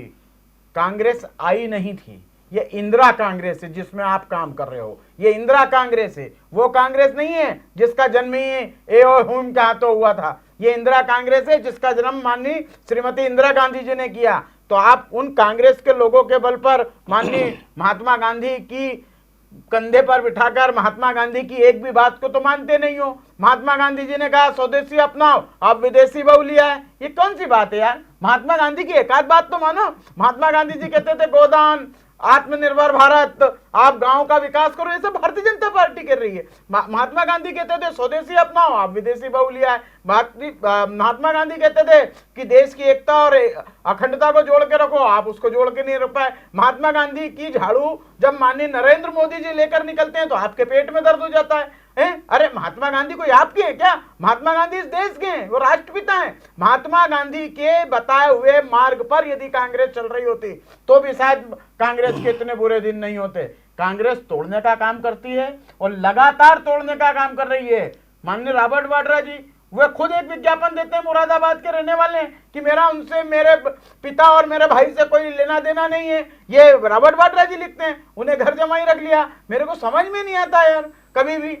इंदिरा जी के पतिदेव की मजार पर, उनकी समाधि स्थल पर राहुल जी जाएं, आशीर्वाद लें। अपने दादाजी हैं वो, दादाजी का कभी उल्लेख करते नहीं है, कभी उनकी पुण्यतिथि मनाते नहीं हो, कभी उनकी जन्मतिथि मनाते नहीं हो, आ जाते हो भारत जोड़ने। संतोष जी बड़े आरोप लगाए हैं यहाँ पर। देखिए क्या है कि इस तरीके की जो निम्न स्तरीय बातें की जाती हैं भारतीय जनता पार्टी के, इसका तो जवाब देना नहीं चाहिए। मैं समझता हूं कि नरेंद्र मोदी जी ने दामोदर दास जी की कभी कोई तस्वीर लगाई नहीं, कभी उनके बारे में चर्चा नहीं होती। अरे भाई, आपकी पार्टी के जो प्रधानमंत्री उनके पिताश्री हैं, कभी तो उनकी चर्चा कर लीजिए। उनका इतिहास क्या था, उनका रिकॉर्ड क्या था, जरा बताइए। देश को बताइए। नहीं, आप कभी अभी थोड़ी देर पहले आपने कहा कि वो स्टेशन पे चाय बेचते थे, उनके पिताजी तो चाय बेचते थे, कभी और उनके ये चाय का ठेला उनके साथ समाधि स्थल गए तो फिरोज गांधी, छोड़िए। अरे जब आप महात्मा गांधी को उस पे जाते हो, आप राजीव गांधी पे जाते हो, सुमित जी जवाब, आपके आरोप के जवाब में फिरोज गांधी जी सांसद है, फिरोज गांधी जी बड़े अच्छे डिबेटर है, बड़े अच्छे वक्ता है, तो राहुल गांधी जी अपने दादाजी क्या क्यों नहीं जाते? राहुल गांधी अपने दादा की संतोष जी को जवाब देने जवाब करके 2 मिनट चुप रहिए। अभी आपने तमाम कहा कि कांग्रेस का मतलब ये, कांग्रेस का मतलब ये। मैं इनको बताना चाहता हूं कि आरएसएस का मतलब क्या है। आरएसएस का मतलब जिन्ना की मजार पर जाने वाले, आरएसएस का मतलब है कि देश के नाम पर देश को तोड़ने वाले, आरएसएस का मतलब है कि धर्म के नाम पर दंगे कराने वाले, आरएसएस का मतलब है कि महात्मा गांधी की हत्या में शामिल लोगों को अपने दल में, अपने संघ में शामिल करने वाले, महात्मा गांधी की हत्या पर मिठाइयां बांटने वाले। आरएसएस का मतलब है कि जिन पर प्रतिबंध लगा महात्मा गांधी की हत्या के आरोप में, सरदार पटेल ने लगाया था जिनका नाम लिया। आरएसएस का मतलब है कि महात्मा गांधी की विरासत को छीनने की बात करने वाले। अरे भाई, आप तो हत्यारे थे उन विचारधारा के। महात्मा गांधी का हत्यारा कौन था? वो संघ में शामिल था, नाथूराम गोडसे, और उसकी विरासत के ऊपर आप कैसे दावा कर रहे हैं अपना? दूसरा एक चीज और है कि आप सरदार पटेल को छीनने का प्रयास करते हो। सरदार पटेल हमारे गृह मंत्री थे, हमारे गृह मंत्री। चुप रहिए। देश के नहीं है, देश के नहीं है, कांग्रेस के हैं, और महात्मा गांधी भी कांग्रेस के थे, देश को तो थे। सरदार पटेल कांग्रेस के राष्ट्रीय अध्यक्ष का चुनाव जीते, और उसके बाद कांग्रेस से उनको निकाला गया। इसी गर्व से गोडसे का नाम लिया कीजिए, इसी गर्व से गोडसे का नाम लिया कीजिए। मुझे अगर राष्ट्रीय स्वयंसेवक संघ इस देश को जोड़ने का काम कर सकता है, और इसका प्रमाण हमने भी दिया। आपके पहले प्रधानमंत्री मुझे लगता है विषयांतर भूकंप आ जाए, बाढ़ आ जाए तो संघ वहां पर हाथ पसारे खड़ा रहता है, दिन दुखियों की सेवा के लिए। चिल्लाने से तोड़ने का नहीं है, संघ का काम बांटने का नहीं है, संघ का काम जोड़ने का नहीं। संघ तो मेरा सवाल इकट्ठा करता है। मेरा सवाल अब ये विषयांतर हो गया। मेरा सवाल ये था, 2017 में गुजरात में कांग्रेस ने अच्छी खासी मेहनत की थी, राहुल गांधी ने कई सभाएं की थी, जमीन पर उतरे हुए दिखाई दिए थे राहुल गांधी, अलग अलग स्थानों पर गए थे, लोगों से मुलाकात की थी, और उसका परिणाम भी अच्छा आया था। कांग्रेस 77 सीट हासिल करने में कामयाबी हासिल कर चुकी थी। जीएसटी को उन्होंने गुजरात में ही, मुझे याद है 2017 में गब्बर सिंह टैक्स का नाम दिया था, नोटबंदी को उन्होंने इशू बनाया था, और उसका असर कहीं ना कहीं इस गुजरात जैसे एक औद्योगिक प्रदेश में वहां के व्यापारियों के बीच देखने को मिला था। क्या वजह इस बार कांग्रेस ने एक तरीके से बीजेपी को वॉकओवर दिया, अपना वोट शेयर भी पूरी तरीके से खत्म किया, और उसके साथ साथ कहीं पर भी पार्टी के बड़े नेता दिखाई नहीं दिए? देखिए, ये तो नहीं कहा जा सकता है कि कांग्रेस ने वॉकओवर दिया है। कांग्रेस ने अशोक गहलोत पिछली बार कितने सक्रिय थे, इस बार वो भी नहीं वहां पर चूंकि प्रभारी थे, लेकिन उतनी ज्यादा सक्रियता नहीं दिखाई। देखिए अभिषेक जी, ऐसा नहीं है। हर नेता ने वहां पूरी ताकत से काम किया, चाहे रघु शर्मा जी रहे वहां के प्रभारी रहे, जगदीश ठाकुर जी रहे, सभी ने अपनी पूरी ताकत लगाई है। लेकिन मैंने कहा ना कि चूंकि गुजरात प्रधानमंत्री का गृह स्टेट है, पूरी ताकत से सारे संसाधन झोंके गए, उद्योगपतियों के धन का दुरुपयोग किया गया, पूरी तरह से जनता के वोटों को खरीदने का एक प्रकार से काम किया गया और बहुत ज्यादा पैसा वहां पे बहा है। तो मैं ये कह सकता हूं, जनता पे आरोप लगा रहे हैं, अभी तक तो भाजपा पे लगा रहे थे, अब जनता पे आ गए। सुन लीजिए, मैंने ये नहीं कहा कि हारे तो जनता, मतलब आपने कहा कि जनता जीत गई। पूरी बात बात आप नहीं जीत पाओ तो जनता जीत गई। सुमित मिश्रा जी, ये नहीं जीत पाए मतलब जनता जीत गई। सुमित मिश्रा जी बात हो जाएगी, फिर आप हाँ। मैंने कहा इन्होंने जनता को खरीदने की कोशिश की, प्रभावित किया, लेकिन जनता ने चूंकि कांग्रेस के संगठन को कमजोर पाया, ये बात निश्चित है। इसका उसका भी कारण था कि मैंने कहा कि कांग्रेस पार्टी का संगठन वहां कमजोर है, इसका हम आत्मावलोकन करेंगे, और कई सालों से कमजोर है, आज पहली बार कमजोर नहीं हुआ है। निश्चित रूप से हमारे मत प्रतिशत में और गिरावट इसलिए आई है कि आपका भी कुछ हस्तक्षेप वहां हुआ है, ये तो माना जाएगा, क्योंकि 6 सीटें आप लाई है वहां पर, वोट उन्होंने हासिल किए हैं। तो मैं ये समझता हूं कि कांग्रेस संगठन को आत्मावलोकन की और जरूरत है, इससे मैं कहां इनकार कर रहा हूं। पूरी ताकत से वहां पर भिड़ना होगा, फिर से देखना पड़ेगा कि इतनी खराब परिस्थिति क्यों बनी वहां पर। संजीव जी, आपसे कहां चूक हुई वहां पर, क्योंकि बड़े बड़े दावे किए गए थे, कई वादे भी किए गए थे जनता से, माहौल बनाने में भी हम लोग देखें कि अरविंद केजरीवाल आगे दिखाई दे रहे थे, लेकिन जो अमित शाह ने कहा कि आप हमारे मुकाबले में नहीं है, हमारा मुकाबला कांग्रेस से ही है, और लगभग परिणामों से ये बात भी साफ होती हुई दिखाई दे रही है। कहां चूक हुई? मुझे एक बात बताइए कि गुजरात के लिए मोदी जी की कितनी, प्रधानमंत्री जी की कितनी जनसभाएं फिक्स हुई थी? 12। वो आखिर में बढ़कर के 22-24 तक क्यों पहुंच गई? क्योंकि कहीं ना कहीं आपकी उपस्थिति से भारतीय जनता पार्टी में भी एक डर था। वो ये बात जानते थे कि ये हमें हरा नहीं सकते, लेकिन चुनाव परिणाम तो बदल सकते। नाइट वॉचमैन की भूमिका में तो आम आदमी पार्टी थी और उस भूमिका में खड़ी उतरी है, और हकीकत में हम लोग चुनाव जीतने के लिए खड़े नहीं हुए थे। हमारा तो पहला उद्देश्य था मैं राष्ट्रीय दल बनना। नहीं साहब, बिल्कुल नहीं। ये आप अपना फिर ठीकरा हमारे ऊपर फोड़ लेकिन रहे ये हैं। सवाल तो होता है, सच्चाई है कांग्रेस ना? ये आरोप लगाती है सच्चाई है। आप पार्टी पर, ओबीसी पे सच्चाई जो है। ओबीसी बी टीम है और आप पार्टी बीजेपी की सी टीम है। बिल्कुल, वो तो है। देखिए, ये नाम ये भारतीय इसका जवाब जनता आप पार्टी के एजेंट बनकर बीजेपी वाले काम कर हमें रहे हैं कांग्रेस की सी टीम बोलते हैं, कांग्रेस हमें बीजेपी की सी टीम बोलते हैं। एक्चुअली ना हम किसी की ना ए टीम है ना बी टीम है, हमने अपनी एक अलग टीम है, हमारी जनता की टीम है, दिल्ली की टीम है, इसको आप डी टीम बोल सकते हैं। रेवड़ी टीम। देखिए साहब, रेवड़ी तो सब बांटते हैं, कौन नहीं बांटता? हमने रेवड़ी नहीं बांटी है। आप जो है बहुत सारी सुविधाएं देते हैं नागरिकों को, ये रेवड़ी बांटना नहीं है, ये उनका अधिकार है। लोकतंत्र में नागरिक, हमारे संविधान की शुरुआत होती है we the people of India से, तो हम सुविधाएं वीआईपी लोगों को दे सकते हैं, तो आम आदमी क्यों नहीं इन सुविधाओं को उठा सकता है? उसको हम गुप्ता बंधुओं को जो राज्यसभा सीटें दी गई, क्या वो रेवड़ी कल्चर का हिस्सा नहीं है? वो कौन से गरीब व्यक्ति थे? वो तो अमीर थे, उद्योगपति थे। और आप पर आरोप लगता है कि उनके सीट खरीदेगी, उनकी राज्यसभा सीटें। देखिए, आरोप लगाए, कई लोग आपसे संतुष्ट हुए, कुमार विश्वास जैसे, आशुतोष जैसे पार्टियां छोड़कर चले गए। देखिए, आरोप की बात है तो ईडी ने तो बहुत सारे लोगों पर आरोप लगाए। मनीष सिसोदिया जी पर शराब का आरोप लगा है, सत्येंद्र जैन पर लगा है, लेकिन कोई भी आरोप प्रूफ नहीं हुआ अभी तक। आप बताइए ना, कोई आरोप अगर सिद्ध हुआ गुप्ता बंधुओं की योग्यता बता दीजिए ना, किस योग्यता के आधार पर राज्यसभा टिकट दिया गया था? क्या कुमार विश्वास जैसे लोग, आशुतोष जैसे लोग अयोग्य थे? नहीं, उनको बिल्कुल टिकट नहीं ये दिया। सवाल भी तो बड़ा है कि कहीं ना कहीं गुप्ता बंधुओं की योग्यता बता आगे दीजिए, बढ़ रही है, लेकिन उनका योगदान बताइए आप। पीछे भी कई जो साथी थे, जो संघर्ष के समय के साथी थे, वो छूटते जा रहे हैं पीछे। देखिए, राजनीतिक दल जो है ना, ये एक शिव की बारात होते हैं, है ना। इसमें हर टाइप के लोग आते हैं, और जो विचारधारा के साथ जब तक मैच करता है वो रहता है, नहीं तो छोड़ के लेकिन चला आपकी जाता है। विचारधारा इसलिए क्या गुप्ता है? जैसे भ्रष्ट लेकिन लोग भी आपको आपकी चाहिए राज्यसभा संतोष देने जी, के लिए। देखिए, संतोष गुप्ता जी, जी भ्रष्ट नहीं। आपकी संतोष जी, आप पार्टी की विचारधारा क्या है? आप पार्टी अपने आप को किस विचारधारा पर आधारित मानती है? कभी उनके नेता अरविंद केजरीवाल जी कहते हैं कि नोटों पर लक्ष्मी जी और गणेश जी का चित्र लगाया जाए, तो वास्तव में आप पार्टी की विचारधारा क्या है? देखिए, आप पार्टी की विचारधारा एकदम क्लियर है, मैं आपसे पहले ही बता चुका हूँ। नागरिकों की सुविधाएं, शिक्षा, स्वास्थ्य, रोजगार, ये लेकिन हमारी नोट पे चित्र लगाने वाली विचारधारा की मैं बात कर रहा हूँ कि वो विकास से कहीं कोसों दूर दिखाई देती। नहीं, देखिए, वो विकास से कोसों दूर नहीं दिखाई देती। लक्ष्मी जी के हम पूजन करते ही हैं, दीपावली के दिन गणेश जी का पूजन करते ही हैं, तो अगर नोट पे भी आ जाए तो उसमें कोई बुराई चुनाव वाली के बाद बात। भी ये मांग कायम रहने वाली है। देखिए, मांग भले ही हम बोल दें, लेकिन ये प्रैक्टिकली तब तक संभव नहीं जब तक केंद्र में हमारी सरकार ना बन जाए, ठीक है ना। तो ये मतलब एक शिगुफा था ये बात। शिगुफा नहीं बोल सकते आप, इसको जो है शिगुफा नहीं बोल सकते किसी भी रूप में। ये जो है जनता को हम बताना चाह रहे थे, असल में क्या थे कि कई पॉलिटिकल पार्टी जो है हमें हिंदू विरोधी भी घोषित कर देती है, कई पॉलिटिकल बोलती है कि ये मुस्लिम परस्त हैं, लेकिन ऐसा नहीं है। हम लोग सबके साथ सबके विकास की बात करते हैं। लेकिन केंद्र सरकार में आने के बाद की आपने बात की, यानी लक्ष्य जो है वो केंद्र में आने का तो है, महत्वाकांक्षा तो देखिए झलक रही है आप पार्टी की। राजनीतिक दल है तो महत्व दल का गठन इसलिए किया जाता है। दल का जब गठन किया जाता है तो पहला उद्देश्य होता है सत्ता की प्राप्ति, तो उसमें कोई इनकार नहीं करेंगे हम। बिल्कुल हमारा लक्ष्य है सरकार की बनाना, केंद्र में भी बनाना। लोकसभा चुनाव में भी दम भरेगी पार्टी? बिल्कुल सब, अब जितने चुनाव आएंगे हम सब में दम भरेंगे। सुमित जी क्या कहेंगे आप पार्टी को लेकर, क्योंकि यहाँ पर हमने देखा कि बीजेपी पर आरोप लगते रहते हैं जो जांच एजेंसियां हैं उनके दुरुपयोग की। आप पार्टी के सत्येंद्र जैन हो, मनीष सिसोदिया, उन पे कई आरोप लगे, पूछताछ हुई, लेकिन वो सही बात है कि साबित नहीं हो पाए। क्या कहेंगे, क्या ये भी अब जनता के बीच में एक मैसेज जा रहा है कि जो शासकीय एजेंसीज हैं उनका सरकार दुरुपयोग कर रही है? देखिए, सरकार किसी भी एजेंसी का दुरुपयोग नहीं कर रही है।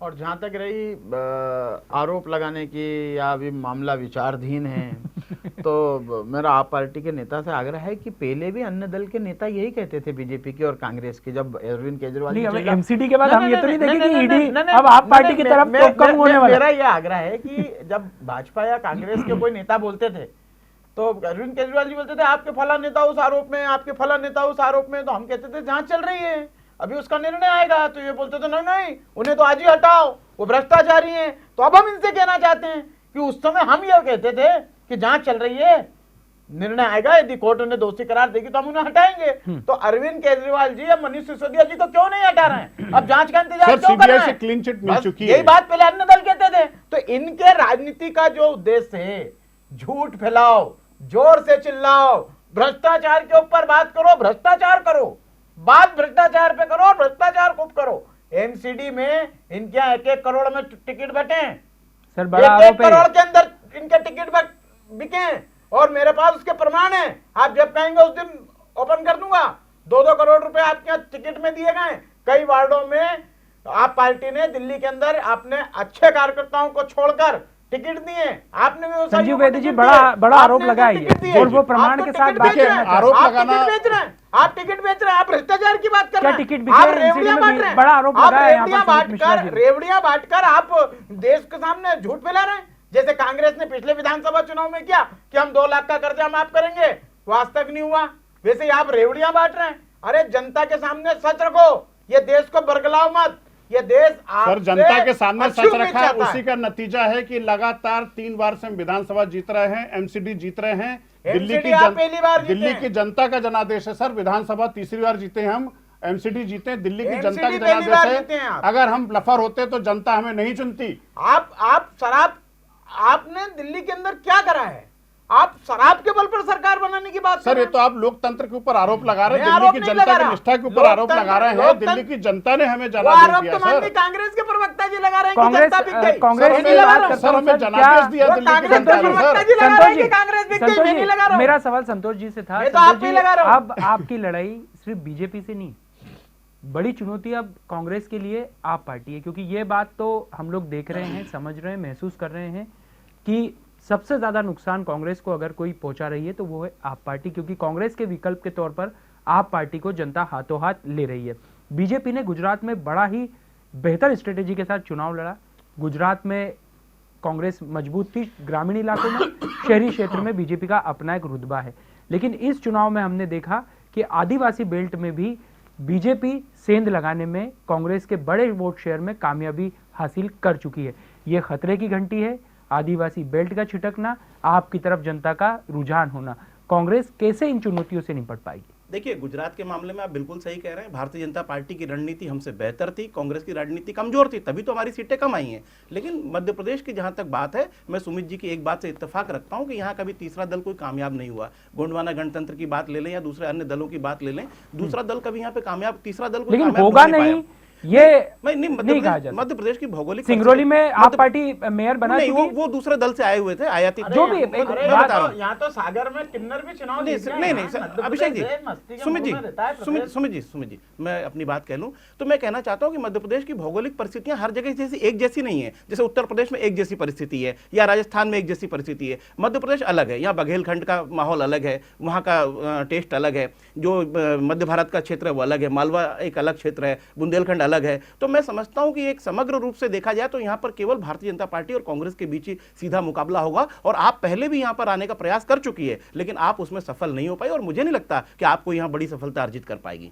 सुमित जी, क्या भारत जोड़ो यात्रा कांग्रेस के लिए संजीवनी का काम कर पाएगी, या फिर हिमाचल प्रदेश के जो चुनाव परिणाम आए हैं कांग्रेस इसके आधार पर अब अपने आप को थोड़ा फ्रंट पर लाने की कोशिश करने की स्थिति में आ चुकी है? क्या कहें? देखिए, भारत जोड़ो यात्रा कांग्रेस के लिए या कांग्रेस के संगठन के लिए नहीं निकल रही है।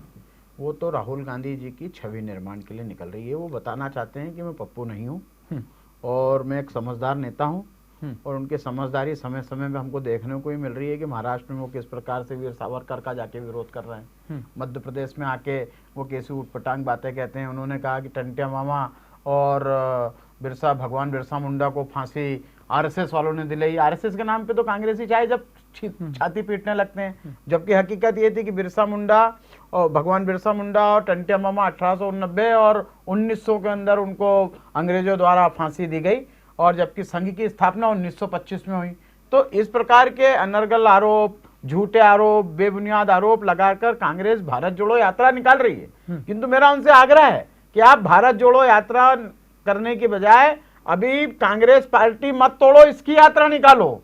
अभी लगातार जिस प्रकार से कांग्रेस में छिटकाव आ रहा है, बिखराव आ रहा है, यहाँ कमलनाथ जी और दिग्विजय सिंह जी एक नहीं हो पा रहे हैं, या एक होते हैं तो सिंधिया जी को बाहर करने राहुल गांधी तो गले मिलवा रहे हैं। तो राहुल गांधी जी तो प्रयास कर रहे हैं कि ये गले मिलने जुड़ जाएं, किंतु राहुल गांधी जी को इसकी शुरुआत मैंने पहले भी कहा कि सबसे पहले इसकी शुरुआत चैरिटी बिगिंस अपने घर से होनी चाहिए। अच्छी शुरुआत हमेशा अपने घर से होनी चाहिए। मेरा उनसे आग्रह है कि सबसे पहले मेनका गांधी जी को साथ लें, अपने भाई वरुण गांधी जी को साथ लें, अपनी बहन प्रियंका जो उनसे रूठी हुई चल रही हैं। जिस प्रदेश में राहुल जी जाते हैं उसमें प्रियंका नहीं जाती, जहां प्रियंका जाती है वहां राहुल जी नहीं जाते। संतोष जी, ये सवाल तो उठ रहा है कि तो इसे ठीक करना पड़ेगा। इस सवाल का भारत जोड़ो यात्रा जब सफल होगी जब ये देश जोड़ने की बात करेंगे।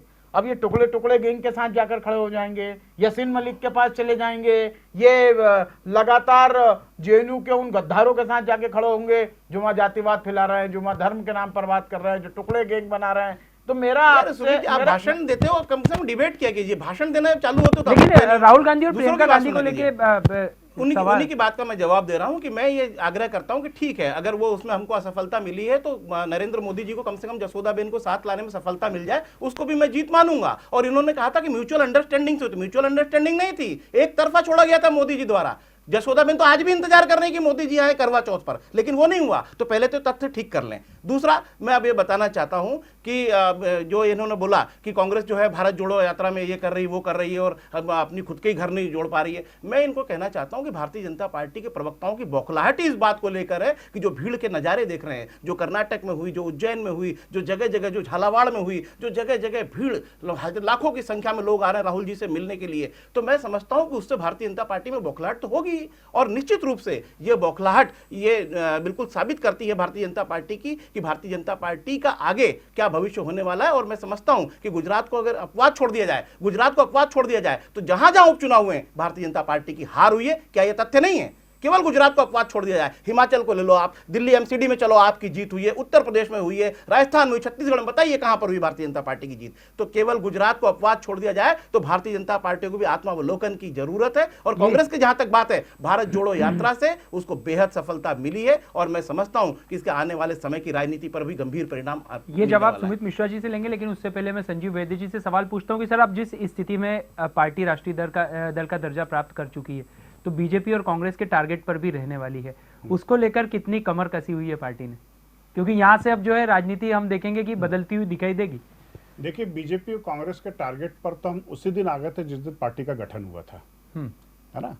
और हमें बीजेपी कांग्रेस के टारगेट की परवाह नहीं करना, हमें तो परवाह करना है जनता की। हमें जनता, हम जो है जनता के उस पर विश्वास पर हम खरे उतरें, यही हमारी जो है प्रयास रहेगा। बीजेपी कांग्रेस अपना काम कर रहे हैं, करने दें, लोकतांत्रिक दल हैं। और हम तो यही बोलते हैं कि लोकतंत्र तभी सफल हो सकता है जब सभी राजनीतिक दल एक दूसरे के सकारात्मक कार्यों में सहयोग करें, और कहीं पर भी कोई गलत बात दिखती तो उसका सकारात्मक विरोध भी करें। तो बीजेपी कांग्रेस के टारगेट की हमें चिंता नहीं है सर।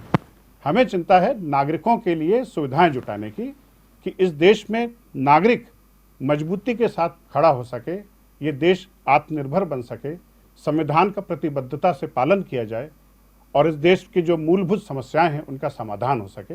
हमें उस बात की चिंता है। सुमित मिश्रा जी, क्या थोड़े संकेत इसे मानते हैं आप, खतरे की घंटी भी मानते हैं कि गुजरात को अगर परिणामों को हम अलग रख दें तो आशा के मुताबिक, बीजेपी की ताकत के मुताबिक परिणाम, भले उपचुनाव की बात करें, हिमाचल प्रदेश की बात करें या एमसीडी की बात करें, नतीजे नहीं आए हैं। ये कहीं ना कहीं एक समय है कि संभला जाए, थोड़ा कुछ संकेत दे रहे हैं, कुछ इशारा कर रहे हैं नतीजे। देखिए, हम हार का हमेशा आत्मचिंतन करते हैं और दिल्ली में हम एमसीडी में नहीं आ पाए क्योंकि वहाँ कहीं ना कहीं हमारे खिलाफ माहौल था, एंटी इनकम्बेंसी थी। गुजरात में हमने अच्छा काम किया, उसका परिणाम हम देख रहे हैं। हिमाचल में वहाँ की जनता की तासीर हर 5 साल में बदलने की है, तो भी हम एक तरफा नहीं हारे हैं। हम बहुत नज़दीक नेक टू नेक मुकाबला रहा है। ठीक है, हम में कहीं कमी है, हम उसे ठीक करेंगे। किंतु कांग्रेस के प्रवक्ता जी जो कह रहे हैं, और जहाँ तक समाजवादी पार्टी जो 3 सीट यूपी में जीती है, तो वह मुस्लिम और यादवों का गठबंधन जो जातिवाद की राजनीति वहाँ चल रही है, वो बरकरार रहा। वो बरकरार रहा है। उन तीनों सीटों का आप देखेंगे तो आकलन भी यही निकल के आएगा। वहाँ मुलायम सिंह यादव जी की सहानुभूति भी थी लोगों के साथ, बहुत सारी चीजें हैं। किंतु जिस प्रकार से कांग्रेस प्रवक्ता जी कह रहे हैं कि राहुल गांधी जी की यात्रा में भीड़ आ रही है और जन समर्थन आ रहा है, तो मैं उनसे कहना चाहता हूं कि इस देश की जनता तो मोगली और डोरेमोन देखने में भी सुबह खड़ी हो जाती है। तो इसका मतलब ये थोड़ी नहीं कि उसका डायरेक्टर बहुत अच्छा है और निर्माता बहुत अच्छा है और लेखक बहुत अच्छा है। तो कार्टून है, कार्टून देखने भी चले जाते हैं लोग कई बार। तो इसका मतलब नहीं है भीड़ आ रही है, इसका मतलब ये नहीं है भीड़ आना और वोट आना तो अलग अलग चीजें हैं। संतोष जी, कंपैरिजन जो किया ये अलग लेवल का। भारतीय जनता पार्टी जिस तरीके, ये क्या है, नेता से प्रेरित होते प्रवक्ता, इनका नेता ही जिस तरह की भाषा का उपयोग करता है ना, कि इटली से आई हुई महिला, तो ये इनकी भाषा है, ये इनके संस्कार हैं। भारतीय जनता पार्टी के संस्कार प्रदर्शित किए इन्होंने सबके सामने। भारतीय जनता पार्टी के संस्कार प्रदर्शित किए। इस विषय पर मेरा कुछ न बोलना ही इनको करारा जवाब होगा। इनके संस्कार इन्होंने प्रदर्शित कर दिए। तो अब हमारे खास पेशकश के समापन की बेला ये, लेकिन उससे पहले एक एक सवाल और हम ले लेते हैं। सुमित मिश्रा जी, आपसे शुरू करते हैं। क्या सबक लिया है और क्या अच्छा रहा है चुनाव परिणामों में? तीनों से सवाल है, आपसे शुरुआत करते हैं। देखिए, भारतीय जनता पार्टी आत्मावलोकन करती है। हिमाचल में हम कमजोर रहे हैं, कुछ सीटों पे हम कुछ वोटों के अंतर से हारे हैं। मतलब हम क्लीन स्वीप नहीं, हम 50, 100, 80 ऐसे वोटों से हारे। तो हम बहुत ज्यादा दूर से नहीं हारे, हम बहुत छू कर निकल गई है हमारे पास सरकार वहां से। गुजरात में हम बम्पर जीते, हमने रिकॉर्ड बनाया है। कांग्रेस ने अपना नीचे का भी रिकॉर्ड तोड़ दिया, ऊपर का भी रिकॉर्ड तोड़ दिया। कांग्रेस की न्यूनतम सीट भी अब बहुत कम हो गई है, 16 के आसपास आ रही है। और भारतीय जनता पार्टी अपनी नीति, अपने नेता और अपने साफ नियत के बल पर लगातार देश में काम कर रही है। आगे भी हम काम करते रहेंगे, क्योंकि पहली बार ये देश देख रहा है कि हमारे आराध्य भगवान राम का मंदिर बन रहा है। पहली बार ये देश देख रहा है कि कोई प्रधानमंत्री बाबा केदारनाथ के अंदर समाधि लगाता हुआ दिख रहा है। पहली बार ये देश देख रहा है कि काशी विश्वनाथ के अंदर कोई प्रधानमंत्री डमरू बजा रहा है। वो तो बात अलग है। ये जो हमारी केदारनाथ कई बार जा चुकी, नेहरू जी कई बार जा चुके, लेकिन पहली बार कैमरे से दिखाया जा रहा है। कैमरा टीवी कैमरे से दिखा रहा है। मैं यही कहना चाहता हूं अभिषेक जी, देखिए, फेकू और तड़ीपार की जो पार्टी है, फेकू और तड़ीपार की जो पार्टी है, वो इसी प्रकार से छोटे प्रदर्शन करती है। चारधाम यात्रा तड़ीपार जो है, मेरी माता जी को चारधाम यात्रा में तड़ीपार की मैनेजमेंट है। तड़ीपार को आप जानते कौन है? माता जी को मैं चारधाम यात्रा कराकर, मैं आपके पास भी आता हूं। इनका मुखिया है तड़ीपार, जो देश का गृह मंत्री है। तड़ीपार देश का गृह मंत्री है। इन्होंने केदारनाथ की बात की, मैं मेरी माता जी को लेकर चारधाम यात्रा पर गया।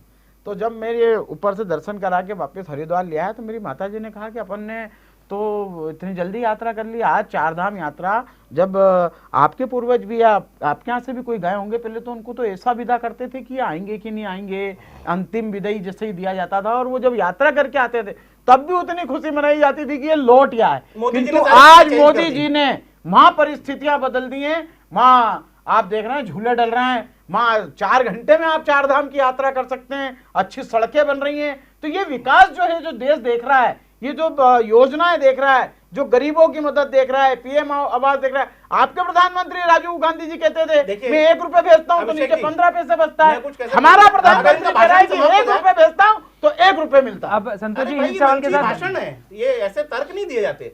मैं ये कह रहा हूं इनको कि जैसे महाकाल कॉरिडोर की जहां तक बात है 300 करोड़ रुपए कमलनाथ जी ने उसके लिए सैंक्शन किए थे, लेकिन मोदी जी ने आके अपना बोर्ड लगा दिया। तो दूसरे की बातों पर अपना बोर्ड लगाने बखूबी जानते हैं, और ये फेंकू और तड़ीपार को इसमें महारत हासिल है। इसीलिए ये हर जगह ऐसा दिखाते हैं कि सब कुछ इन्होंने किया। अरे भाई, कांग्रेस को तड़ीपार और आप पार्टी को फेंकू मान लिया और आपको भारतीय जुमला पार्टी मान लिया है। भाजपा मतलब भारतीय जुमला पार्टी। इस देश में सुई नहीं बनती थी, वो हवाई जहाज बन रहे हैं, कांग्रेस की देन है। और भारतीय जनता पार्टी ने ये तो उस प्रकार से हो गया कि बाप ने 2 मंजिल तैयार की, बाप ने 2 मंजिल। बीच में क्यों बोल रहे हैं? मैं बीच में नहीं बोलने दूंगा फिर आपको। मैं कह रहा हूं कि पिताजी ने 2 मंजिल बनाई थी और बेटे ने आके ऊपर एक बाथरूम बना दिया और बोला कि पिताजी ने किया ही क्या था। ये उस प्रकार की भारतीय जनता पार्टी है। ये केवल दूसरों के कामों का श्रेय लेना जानते हैं, झूठे इवेंट मैनेजमेंट के द्वारा जनता को ये दिखाना चाहते हैं कि इन्होंने सब कुछ किया है। हकीकत यह है कि 2014 के बाद चाहे जीएसटी का मामला ले लो, नोटबंदी का मामला ले लो, या गलत जिस प्रकार से ये आर्थिक स्थिति हुई है देश की, बेरोजगारी ले लो, 2 करोड़ रोजगार प्रतिवर्ष देने की बात कही थी, 15 लाख रुपए प्रत्येक खाते में आने की बात कही थी, 2022 तक किसानों की आज दोगुनी करने की बात कही थी, सबके पास मकान की बात कही थी। एक भी वादा पूरा हुआ हो तो मैं राजनीति छोड़ने को तैयार हूं। लेकिन क्या वास्तव में, लेकिन ये देखिए इस प्रकार के जब इनका तर्क नहीं होते, इस प्रकार खोखली बातें करके भारतीय जनता पार्टी को बरगलाने की बात करते हैं, तर्क इनके पास है नहीं, जवाब है नहीं। अंतिम सवाल, जमीन पर कांग्रेस क्या सबक लेगी गुजरात चुनाव के परिणामों से? कांग्रेस पार्टी जो दिखा दे पूरी तरह से सबक लेगी, और कांग्रेस पार्टी को वाकई में इसमें पूरी तरह से आत्ममंथन की आवश्यकता है कि गुजरात में संगठन की हालत इतनी खराब क्यों हुई। और जहां तक मध्य प्रदेश का सवाल है, मध्य प्रदेश में कांग्रेस का संगठन मजबूती से खड़ा है। 150 सीटों के साथ 2023 में कांग्रेस की सरकार बनने जा रही है। और साथ में कांग्रेस को यह करना चाहिए कि अपने कार्यकर्ताओं में सर्वे कराना चाहिए। तो माननीय प्रवक्ता जी की भी राय उसमें शामिल रहेगी कि राहुल गांधी को हटाओ और प्रियंका को लाओ। सवाल ही नहीं, इस प्रकार की बातें तो आप आप ही कर सकते हैं। आप पार्टी के लिए क्या चुनौती और क्या सबक? देखिए, चुनौती और सबक यही है कि दिल्ली में हम जीत गए हैं, तो और सबसे बड़ी चुनौती है कि जनता ने जिन उम्मीदों के साथ हमें चुना है, हमें उन उम्मीदों पर अब खरा उतरना है, ठीक है ना, क्योंकि अब हमारे कार्य वहाँ पर बढ़ चुके हैं। और गुजरात में जो पराजय मिली, मैं तो उसको पराजय मानते ही नहीं हूँ, क्योंकि हम लोग तो नाइट वॉचमैन की भूमिका में थे और हमारा जो उद्देश्य था वो पूरा हो गया। कांग्रेस ने खेल बिगाड़ने का उद्देश्य पूरा हो गया। लेकिन दिल्ली गुजरात की जनता ने जो हमें राष्ट्रीय पार्टी दर्जा देने का जो कार्य किया, उसके लिए मैं उनको धन्यवाद देता हूँ। अब हमारी जिम्मेदारी ये बढ़ जाती है कि अब हमें राष्ट्रीय स्तर पर संगठन निर्माण के ऊपर ध्यान देना होगा, ताकि हम जो दूसरे जो 2 बैठे हुए हैं उनका सामना कर सकें और उनको डिफीट कर सकें। इसके लिए हमें संगठन निर्माण पर हमें ज़्यादा फोकस करना होगा। यही हमारा सबसे बड़ी चुनौती है फिलहाल। तो कुल मिलाकर चुनाव परिणाम आ चुके हैं और बड़े दिलचस्प चुनाव परिणाम आए हैं। अगर हम पिछले 24 घंटे 36 घंटे का अगर हम थोड़ा सा शोध करें कि इसमें कहीं खुशी है कहीं गम है, सभी को सबक भी मिल रहे हैं। क्योंकि एमसीडी चुनाव से आप पार्टी को जनता ने खुशी दी है, हिमाचल प्रदेश के परिणामों से कांग्रेस खेमे को जनता ने खुशी दी है, और गुजरात के बम्पर तरीके से जनता ने बीजेपी को भी खुशी दी है। तो तीनों राजनीतिक दल अपनी अपनी जगह खुश हैं, अपनी अपनी जगह दुखी भी हैं, लेकिन ये चुनाव परिणाम तीनों ही प्रमुख राजनीतिक दलों के लिए एक सबक भी लेकर आए हैं। और जो राजनीतिक दल इससे बेहतर सबक लेगा वो निश्चित तौर पर आने वाले समय में सिरमौर बनकर उभरेगा। लेकिन फिलहाल हमारी इस खास पेशकश में इतना ही। चुनाव परिणामों से जुड़े तमाम अपडेट्स डीजीएनए न्यूज पर जारी है, हमारे साथ बने रहिए। फिलहाल एक वक्त है छोटे से ब्रेक का, उसके बाद एक बार फिर आपसे मुखातिब होते हैं। तब तक के लिए नमस्कार।